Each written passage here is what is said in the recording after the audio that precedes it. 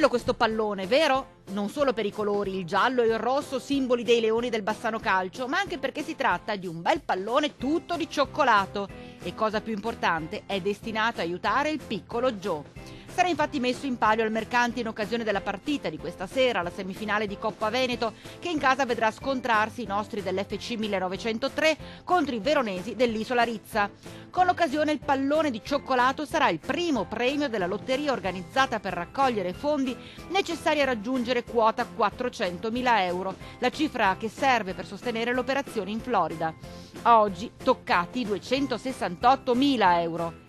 È chiaro, il team vincente FC Bassano Gruppo Fedelissimi non si ferma e non si accontenta solo della lotteria, ma mette anche in vendita, oltre ai biscotti, anche le focacce, sempre per sostenere la causa del piccolo Joe.